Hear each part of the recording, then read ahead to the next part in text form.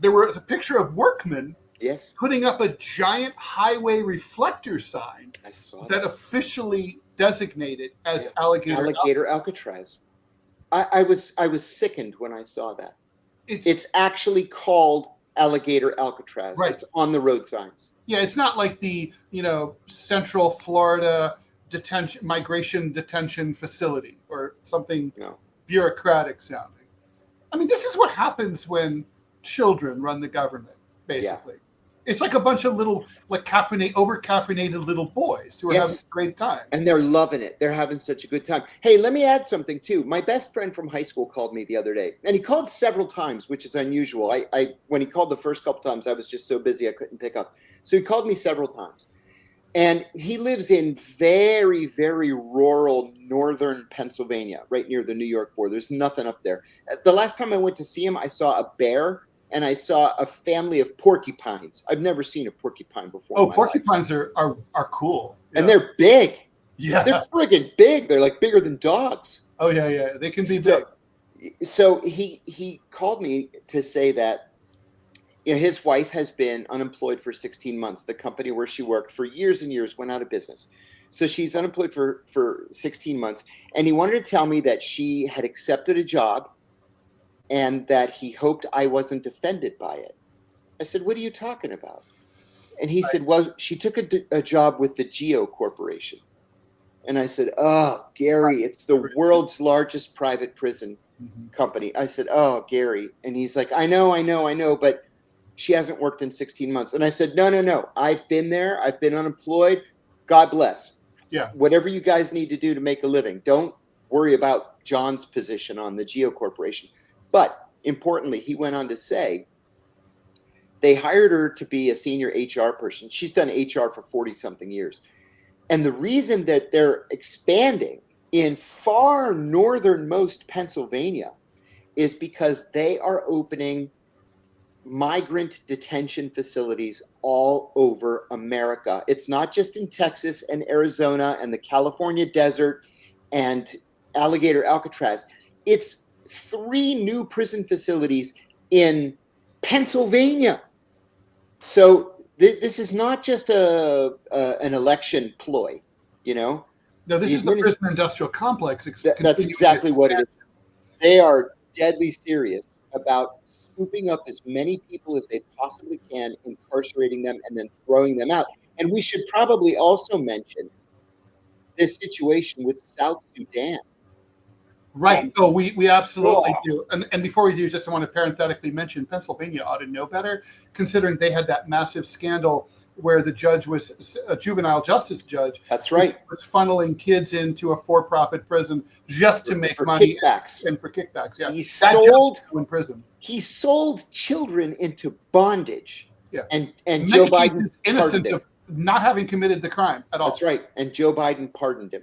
Yeah, disgusting. All right, so let's talk about it. I believe it was 8 citizens of other countries. Well, 7 citizens of countries other than South Sudan. Yes. And 1 who is a South Sudanese. 8 total. The courts have signed off on this, and they told the Trump administration it's okay, at least for now, to deport undocumented workers, people without legal residency status in the United States, to any country in the world that you want. Yeah. That can't be right. I thought when I first saw it that I just had misread it. And so I started following this issue closely. And no, that's what the Supreme Court said. We can send people to any country we want. And so these 8 guys are being held at the American drone base. It's called an Air Force base in Djibouti.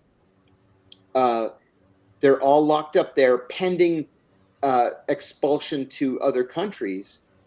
Only 1 South Sudanese. All of them have been convicted of murder, attempted murder, or armed robbery. So these are bad guys. Sure. But they're being expelled to South Sudan, which the United Nations calls the poorest country on earth. People leave South Sudan to go to Somalia for opportunity. It's an active war zone. An active war zone. Yes. Yeah. And this is what we're doing now. We're not sending them back to their own countries.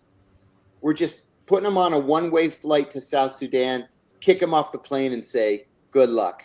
We probably don't even say that. Even in a country that's 249 years, there's shit that's so evil that no legislator ever thought that they needed to make a law against it. And this is one of them. It reminds me of maybe 20 years ago or 15 years ago, there was that guy in Germany who put an ad on the internet saying like, hey, come to my house and I'll kill you and eat you. Yes. And somebody did. Yeah. And he ate him. And he was happy about being eaten. There was a video. But the point is, even in Germany, it had never occurred to any member of the Bundestag that they needed a law against this because no one had ever done it. We're at that state now here with what the government is doing to these people. It's one of those things like it's indecent. It's obviously indecent and it shouldn't be permitted. I mean, it wouldn't be okay, as far as I'm concerned, to send these people to France. Yeah. They don't have any affiliation. But this is meant to terrorize. It's sadistic. It reminds me of everything I've read and heard from my mother, who grew up in the Nazi occupation, where it was like the word deportation in Nazi occupied Europe. Like, oh, what happened to Rachel? She's been deported. Now that meant probably killed, right? Like sent off into the ether, never to be heard from again. That's right. That's what it means now. That is exactly right. That's exactly right. You know, I think I've told you this story before, but I went to Somalia once with, I was in Djibouti. And I should add too, Tom makes a very good comment here. Does it make sense from a security standpoint to be sending these expelled people to relatively secretive military bases in the case of Djibouti? That's a very good point. Our base in Djibouti, which crazy as it sounds, we share right down the middle with China. Crazy. This used to be a French base. Well, why not? We had Chinese intelligence operatives assisting with torture of Uyghur detainees at Guantanamo. That's right. The base is cut right down the middle. There's just a chain link fence down the middle, and half of it is Chinese and half of it is American. It used to be a French base called Camp Lemonnier, and the French were like, we don't have any national interests here anymore. We're going home. And they just packed up and went home, gave the base half to us and half to the Chinese. So the Chinese, all their hangars are sitting open, and our hangars are all closed because that's where we keep our drones that we use to bomb Yemen. So anyway, I was in Djibouti, and the ambassador asked me if I wanted to go to Somalia with him the next day. I said yes. So the ambassador, the defense attaché, the chief of security, and I got in a car, and we drove from Djibouti City past the national garbage dump, which I'll get to in a second, around the bay, and then south to Sudan. South to Somalia. And so we went to Somaliland, which is northernmost Somalia, and we're talking to Somaliland officials there. And as we're standing out talking, I'm looking at the beach, and there's a line that looks like it never ends. It was thousands of people, and they're just walking up the beach. So I said to the Somali guy, I said, who are all these people? And he said, oh, they're refugees. And I said, where are they going? And he said, to Yemen. And I said, they're going to Yemen for a better life. And he said, yes. And I was like, oh my God, how bad must things be here for them to go to Yemen? But anyway, my initial point, you have to drive past the municipal garbage dump to get to Somalia. And so as we were driving by, there was a family standing in the garbage dump, and there's a shrouded body laying on the ground. It's all wrapped up in linen. And they're digging a hole, and they're going to bury grandpa, in the hole. And I said to the ambassador, look at that. I said, there, but for the grace of God go I. I'm so lucky to be born where I was born, and my grandparents, came to the United States, etc. We drive back from Somalia that night, and as we're passing the garbage dump, there's a pack of wild dogs digging up the body. Oh. Yeah, I'll never forget it as long as I live. Yeah. But this is where we're sending these guys. That's the environment that we're sending these people to. Now, if they're guilty of murder and attempted murder and armed robbery, incarcerate them. Yes, we have. Right? Lord knows we have the facilities. That's right. Michael brings up an important question. What happens Yes. when they arrive at this unfamiliar country? They just get dropped off with their stuff and a pat on the back. I mean, my impression is that it depends on the country, right? I think in some cases, they're going to take them into custody for whatever trumped up reason. In other cases, it's going to be just like, sucks to be you. Yeah. Bye. Yeah.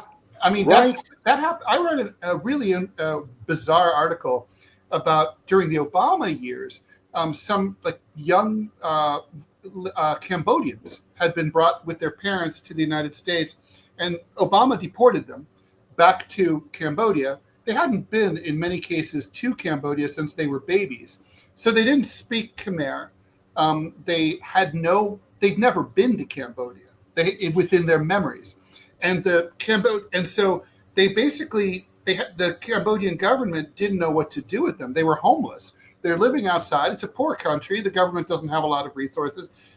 They were basically loitering, and then some people kind of cobbled together sort of a little bit of a charity to put a tent over their head. And I'm like, these are Americans. They speak only English. They play basketball. You know what I mean? This is it's an atrocity. I mean, Houdini makes a very important point here, too. Some of these sub-Saharan countries have citizens who would rather go across Libya, which is all desert, and drown in the Mediterranean than stay in their home country. That tells you how bad things are. Yeah. No, and that story you told, John, is very, I had my own experience with that in Afghanistan one time. Leaving Afghanistan, I was at the Tajik border, and I saw a busload of people at the Tajik side they were illegal immigrants from Afghanistan, and they were about to be deported back to Afghanistan. And they had the saddest look on their faces. And it was like, imagine being so desperate for a better life that you were searching. You wanted to be in Tajikistan, which is the poorest of all of the former Soviet republics, the poorest Central Asian republic, where most people made like $15, $20 a month. That's crazy. A month. Is Stephen Miller the mastermind behind this? I think yes. From all reporting that we've seen, this is Stephen Miller, to the point where his own family has disowned him. They've walked away from him. They're like, we don't know how this guy was created. He was born and raised in Santa Monica, for heaven's sake. He graduated from Santa Monica High School and then became this hate-filled anti-immigrant ideologue and attached himself to Donald Trump. Psychologically, right, John, there's a sadistic aspect to this. This is about gleeful, I kind of understand. I do understand a country that says we don't want illegal immigrants, especially those who commit crimes.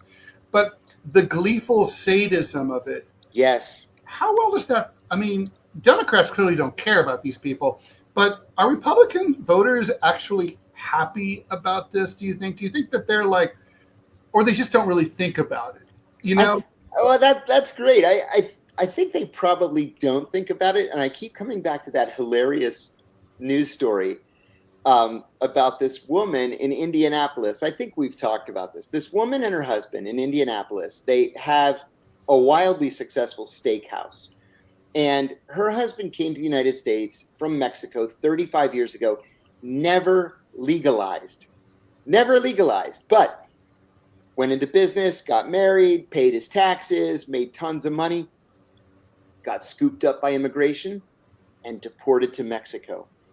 And the wife was on the news crying. She had voted for Donald Trump because, her words, he said he was going to expel the bad hombres.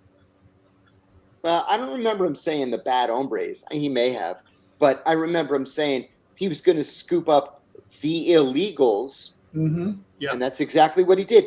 This is the thing about Donald Trump.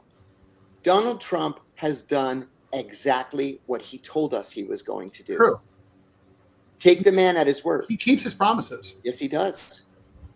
Yes, he does. Honestly, if I'm a Republican MAGA voter who voted for him knowing everything that he promised, I don't have a lot of reason to be upset, except for the big, beautiful bill. Yes. Because he promised he was not going to raise the spending. Yes. Increase our deficits. That's a lie. Yes. And he promised he wasn't going to touch entitlement programs. That's a lie too. Yes, indeed. So the sadism here is really disgusting. Let's talk about the ceasefire. So currently, I'm not sure if this. I assume this latest proposal originated with Trump. It seems to be a rehashed version of a deal that had been on the table earlier that Israel then broke after Hamas adhered to the agreement. And now basically Hamas basically just wants to go back to the status quo. I don't know what the Latin word would be for broken ceasefire that fell apart in March, and wants to basically say, okay, we want to go back to the lines there, and Israel's not going to. What was the other term that Israel didn't agree to? There was something else. It's driving me a little bit nuts. They basically want. Oh yeah, Israel wants to basically keep control, right, of all the territory they currently have. And Hamas is like, yeah, we're not going to do that, and they want the ceasefire to be permanent too, right? They don't want to just sort of have like a ad hoc ceasefire, release the remaining hostages, and then have the Israelis resume their bombardment. And I read yesterday, I think it was in the New York Times, it may have been in the LA Times, that for the first time since they started taking polls, more Americans support the Palestinians than support the Israelis. It's massive. I thought I'd never see that. No, never. And that's the current situation. And it's because, people recognize a genocide when they see one. It takes them a while. Yeah, it does. It takes them a while. I mean, you could see it on October 9th, really. But, yeah. Yep, that's right. So that's exactly right. I think, I got to say, John, I think the spell has finally broken. I sure hope so. I think with the Israelis and, and their supporters in the U.S. who bully everyone into like, oh, if you don't support us, you're an anti-Semite, yada, yada. Nobody believes that anymore. It's sort of... No. Somebody called me in a chat a couple of days ago. Somebody called me a noted anti-Semite. And I was like, oh, okay. Noted by whom? What are you talking about? Right. Yeah. If supporting human rights makes me an anti-Semite, then, what am I going to do? I accept it. Right. And it's just like, yeah, you just can't keep playing that game over and over and over. It's sick. I don't think Israel is going to come back from this. This is no country on the planet is more reliant on U.S. public support for its existence, and I just don't see it. I mean, even if like you snap your fingers and they put in a liberal government to replace Netanyahu tomorrow, there's too much damage that's been done. That's it. Too many dead, too much destruction. It's just not going to happen. So the Israelis and Hamas are meeting in Qatar today. Are we going to see a breakthrough? I doubt it. Yeah. Yeah. The Israelis don't really want a ceasefire, right? The Israelis like things just the way they are. Mm-hmm. The Israelis can do anything they want, and the only country in the world that matters, the United States, doesn't object. Right. Yeah. Do you think behind the scenes Donald Trump is frustrated with the Israelis? I do. And I think that's why he dropped the F-bomb a week or two ago. Because I think he is frustrated with the Israelis. Mm-hmm. But he would never say that publicly. No American politician would say that publicly, for the most part. But no, I think he is frustrated. And I think the Israelis don't care if he's frustrated. Yeah, and also most Americans now say they want to see a reduction in aid to Israel. I mean, how great would that be? Well, it's 50 years overdue, but like better late than never, I suppose. Yeah. I mean, it's so funny too. Like one of my favorite tropes is, if you hold Israel to different and higher standards than you hold other countries. That's an official form of anti-Semitism as defined by a number of Jewish organizations. And I'm like, there's a reason that we hold Israel to a higher standard, or let's just say we pay more attention to their human rights violations than we do to, say, the Myanmar against the Rohingya, because there's no other country that we finance to this extent. It's literally our responsibility. It's our genocide. We pay for it. I mean, we're not paying for what Myanmar is up to. It's not cool what they're up to, but it's not ours. And this is our business, and that's different. That's right. That's right. We've done this. We can stop it, but we won't. No, that's correct. And I guess finally we have to look at the floods, right? You said at least 70 people have. Yeah, Associated Press is now saying, let me find it. Here it is. 70 people are dead and many others missing, including still 11 children from a summer camp after floods tore through central Texas Hill Country. So, go ahead. So this is an area that is prone to flooding and flash flooding in general. It's not like it's never happened before. Correct. And it's called flash. The Guadalupe River is considered. They call it a flash flood zone. It's happened historically before. This was a huge amount of rain in a very short time in one place. The storm wasn't particularly big, but it stalled in one place. It just dumped tons of water. 10 inches of rain. All at the same time, and then whoosh. Yeah, and it was 6 months worth of rain fell in 2 hours. And that means obviously if it hasn't rained in a long time, the ground's hard, so it just runs off the top. So that's really terrifying. There's a little bit of a squabble within the meteorological community, where some Republicans were blaming the National Weather Service for having failed to predict this, and they're saying to defend themselves, no, we predicted it. We told you this was going to happen. But the people that normally convey our forecasts to FEMA and other state agencies and so on, you fired them under Doge. Exactly. And so they were fired. They're not here, and that would have helped. Yes, that's absolutely true.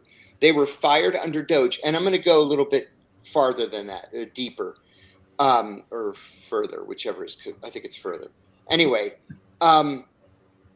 when you appropriate funds for the Pentagon that the Pentagon doesn't even ask for, you take away funds that could have been spent on public works, including flood control. Right? This happened in Utah 10 years ago. It happened in Iowa 12 or 13 years ago.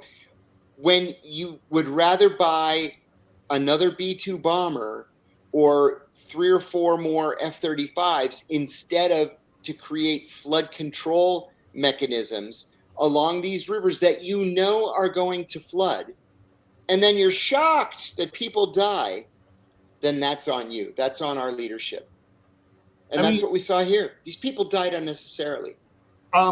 Okay, so let me put on my harsh hat right now. So a local official, presumably conservative, but maybe not, said that people there just don't want to pay higher taxes.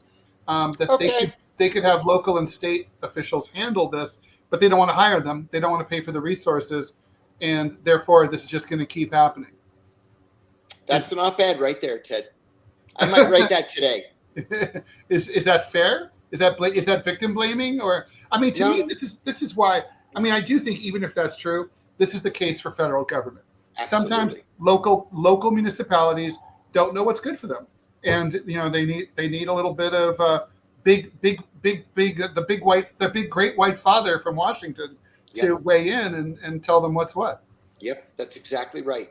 And if Donald Trump gets his way, in a year or two, there won't be any such thing as FEMA. And then what? Right. Then what do you do? I don't even understand that. No. Literally, okay, so we can all that's, by the way, kind of a recurring theme with Republican budget cutting. It's not the first time we've ever heard it, but I think it's gone to a new level. So it's like, there's that old joke. The restaurant's terrible. Such small portions and such terrible food. And it's kind of like, well, if government is such small portions, it seems to me like the solution is bigger portions. But they're like, no, close the restaurant down entirely. Don't eat it all. And I'm like, I'm going to steal. Answer. I'm going to steal that for the op-ed I'm going to write this afternoon. Steal it. You're exactly right. You're exactly right. Look, you've identified the problem, okay? You've identified the solution to the problem. All that remains is the implementation of the solution. That's it. Right. Don't just pretend that the problem's never going to happen again. No, I mean, yeah, no. And all these children, I mean, Ted, there were reports. I saw a photograph yesterday at AP showing a little girl clinging to a tree 18 miles away from the camp.